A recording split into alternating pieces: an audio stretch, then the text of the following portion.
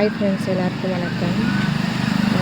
நேற்று வந்து ஒரு நேர்கொண்ட பார்வை அப்படின்னு சொல்லிட்டு ஒரு எபிசோட் பார்த்துருந்தேன். அதில் வந்து ஒரு சிஸ்டர் வந்திருந்தாங்க.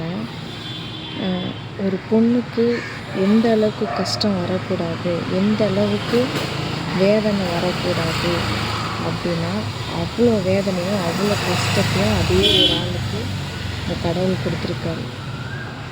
என்ன அப்படின்னு பார்த்தீங்கன்னா, அவங்க பிறக்கும்போது நல்லா தான் பிறந்திருக்காங்க. அதுக்கப்புறம் ஒரு தெரியாமல் மேலே துணி துவைச்சி காய போட போகும்போது மேலேருந்து 15 மாடி கீழே விழுந்துட்டுருக்காங்க. அப்போ வந்து அவங்க ஸ்பைனல் கார்டில் வந்து டேமேஜ் ஆகிட்டுருக்கு. அதுக்கப்புறம் வந்து அவங்களால நடக்க முடியல, ஸ்டிக்கர்ஸ் தான் நடக்கிறாங்க.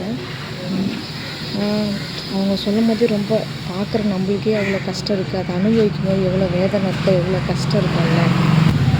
வாழ்க்கையே இல்லை, வாழ்க்கையே உடஞ்சிருச்சு நம்மளுக்கு இதுக்கப்புறம் அப்படின்ட்டு நினச்சிட்டு இருந்தோம். ஆனால் கடவுளோட புண்ணியத்தில் அவங்களுக்கு நல்ல குடும்பம், பிறந்த வீடுமே சரி, அவங்க வாழப்போன வீடுமே சரி நல்லபடியாக அமைஞ்சிருக்கு. ரொம்ப ஹாப்பியாக சொல்கிறாங்க. அதை நான் ரொம்ப ஹாப்பியாக இருக்கேன். எங்கள் அம்மா அப்பா என்னை சுற்றி இருக்கவங்க எல்லாருமே நல்லவங்க. என்னை கல்யாணம் பண்ணி கொடுத்த இடமும் நல்ல ஃபேமிலி, மாமனார் மாமியாரும் அந்த அளவுக்கு என்னை பார்த்துப்பாங்க. என் ஹஸ்பண்ட் ரொம்ப நல்லவர். எனக்கு கிடைச்ச மாதிரி எந்த ஹஸ்பண்டும் யாருக்கும் கிடைக்காது. அவங்க கேட்குறாங்க, கல்யாணம் ஆகி 3 மாதம் வரைக்கும் ஹாப்பியாக இருந்தீங்களா அப்படின்ட்டு. அதுக்கு அவங்க சொல்கிறாங்க, கல்யாணம் ஆன 8 வருஷமும் நான் ஹாப்பியாக தான் இருந்தேன். கல்யாணம் ஆன புதுசில் எப்படி இருந்துச்சோ அதே மாதிரி தான் இந்த 8 வருஷமும் எனக்கு ஜாலியாக சந்தோஷமாக போயிட்டு இருந்தது. மாமியார் தலை தோட்டி விடுவாங்க, மாமனார் சுடு தண்ணி வச்சு கொடுப்பாங்க, எங்கள் வீட்டுக்காரர் அவ்வளோ கேரிங்காக பார்த்துப்பாங்க அப்படின்லாம் அவங்க சொல்லியிருந்தாங்க. அது கேட்கலாம் ரொம்ப சந்தோஷமாக இருந்துச்சு நிஜமாலேயே. அதுக்கப்புறமா வந்து இதில் என்ன ஒரு மோசமான விஷயம் அப்படின்னா, அவங்க வீட்டுக்காருக்கு வந்து குடிப்பழக்கம், குடிக்கிறது, இந்த பாக்கு போடுறது, இந்த மாதிரி விஷயம்லாம் இருக்குது. கெட்ட பழக்கத்தை அவ்வளோ சீக்கிரத்துலேயும் யாராலையும் விட முடியாது, அதை மாற்றிக்கவும் முடியாது. அந்த விஷயம் வேணும்னா என்ன வேணாலும் பண்ணுவாங்க. அந்த மாதிரி தான் அவரும். ஆனாலுமே அவருக்கு அந்த குடிப்பழக்கம் இருந்து கூட இவர் நல்லா தான் பார்த்துட்டு இருந்திருக்காரு அவங்கள. அப்பா அம்மாவும் ரொம்ப பாசமானவங்க, ரொம்ப கேரிங்கு.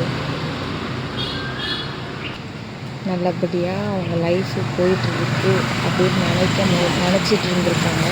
இந்த 8 வருஷமும் ஹாப்பியாக ட்ராவல் பண்ணியிருக்காங்க. கடவுள் இதை நிரந்தரமாக அவங்களுக்கு கொடுத்துருக்கலாமே அப்படின்லாம் நான் நினைக்கிறேன். நிஜமாலே எனக்கு இந்த ஸ்டோரிலாம் கேட்கும்போது நான் ரொம்பவே கஷ்டப்பட்டேன், ரொம்பவே ஃபீல் பண்ணேன். 2 கால் இருக்கிற நம்மளே வந்து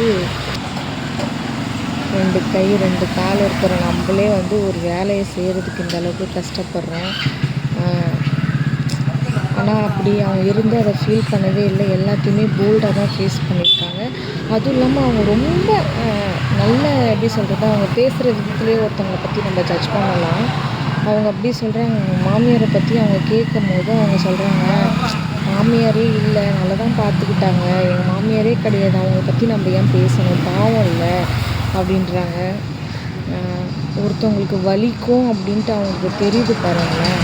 அந்த அளவுக்கு ஃபீல் பண்ணி பேசியிருந்தாங்க. இப்போ ஏன் அவங்க அந்த ஷோக்கு வந்திருந்தாங்க அப்படின்னா வந்து, என்னை யாருக்குமே பிடிக்கலை, எல்லாருமே என்னை வெறுக்கிறாங்க, என்னோடய சொந்தக்காரங்களே என்னை பிடிக்கலைன்னு சொல்கிறாங்க. நான் இப்போ அனாதையாக இருக்கேன், எனக்கு யாருமே இல்லை, எனக்கு அம்மா மட்டும்தான். அப்புறம் இன்னொரு விஷயம் நான் ஷேர் பண்ண நினச்சேன். எப்படின்னா வந்து, அவங்க அப்பாவும் இறந்துட்டார், அவங்க அப்பா தான் எல்லாமே அவங்களுக்கு அப்படின்னு சொல்லிட்டு சொன்னாங்க. அவங்க அப்பாவும் இறந்துட்டாங்க.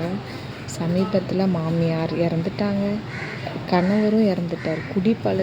குடிப்பழக்கத்துக்கு ஆளாகி அதுக்கு ரொம்ப அடிக்ட் ஆகி கடைசியில் அது மஞ்சக்காமலில் விட்டு ஆளெல்லாம் மெலிஞ்சு போய், அவங்க சொல்லும் போது எவ்வளோ அந்த வார்த்தைங்கெல்லாம் ரொம்ப வலியோடு இருந்துச்சு தெரியுங்களா.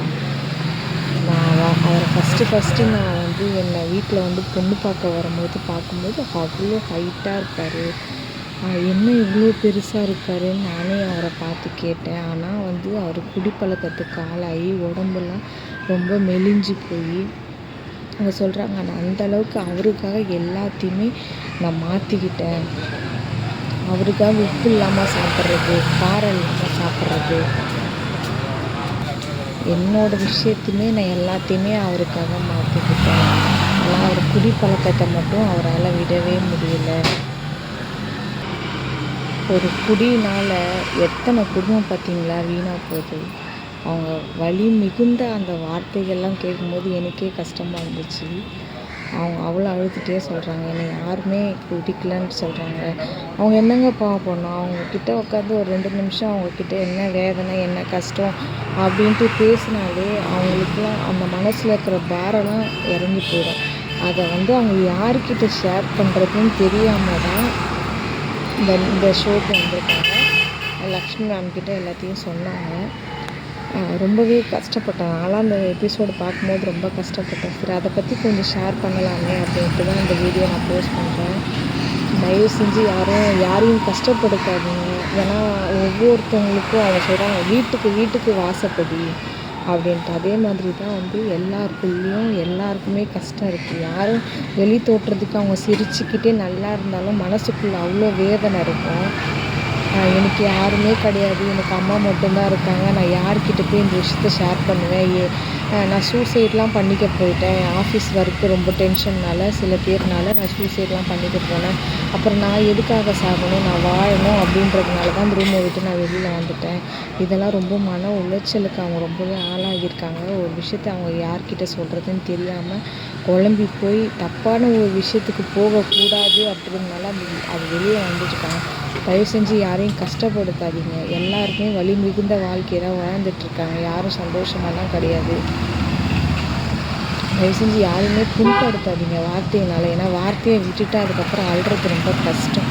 ஈஸியாக பேசிடலாம், நம்மளால் பேச முடியும், ஈஸியாக நம்ம பேசிடலாம்.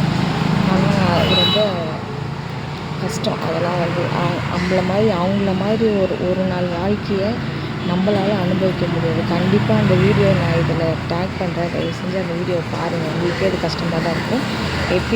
எபிசோடு வேணும்னா கமெண்ட் பண்ணுங்கள். அந்த எபிசோடை நான் உங்களுக்கு டைப் பண்ணி அனுப்புகிறேன்.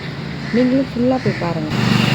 நீங்களும் ஃபுல்லாக பார்த்தீங்கனாலே எங்களுக்கு அதோடய கஷ்டம் என்ன, வேதனை என்ன, அவங்க எந்தளவுக்கு கஷ்டப்பட்டுருக்காங்க, இப்போ யாருமே இல்லாமல் தனிமையில் எந்தளவுக்கு அவங்க வேதனை பட்டுட்ருக்காங்க அப்படின்னு உங்களுக்கே நிஜமாலே தெரியும்.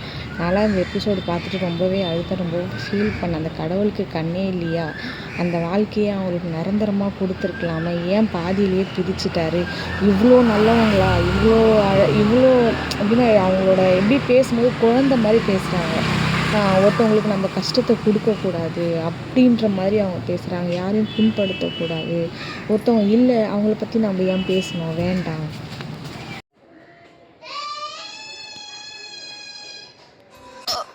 இதுவா இருக்காங்க, யூனிட்டியா இருக்காங்க. அவங்களுக்குள்ள சண்டை போட்டாலும் சரி, நான் சின்னதா சொன்னாங்க, சரி அந்த பொண்ணுதானே சொல்றேன் அப்படின்னு பேசாம ஒதுக்குறாங்க. எல்லாருமே ஒதுக்குறாங்க.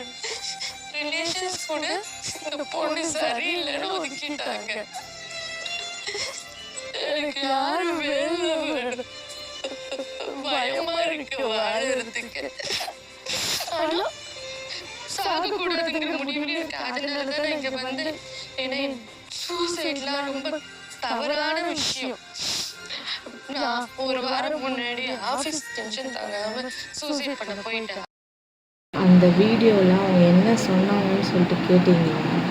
அவங்களோட கஷ்டத்தை யார்கிட்டையுமே என்னால் ஷேர் பண்ண முடியல. எல்லாருமே என்னை வெறுக்கிறாங்க, என் கூட யாருமே பேசவே மாட்டுறாங்க அப்படின்னு தான் அழுகிறாங்க. அவங்களோட கஷ்டத்தை அவங்க சொல்லும் போது 2 நிமிஷம் காது கொடுத்து கேட்கலாம்ல. பாவம் தானே, அவங்களும் ஒரு பொண்ணு தானே. இந்த காலத்தில் பொண்ணு தாங்க எதிரி. நிஜமாலே இதுதான் உண்மை. தயவு செஞ்சு யாரையும் வெறுக்காதீங்க.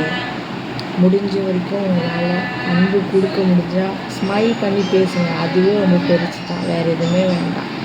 Thank you so much. Bye bye.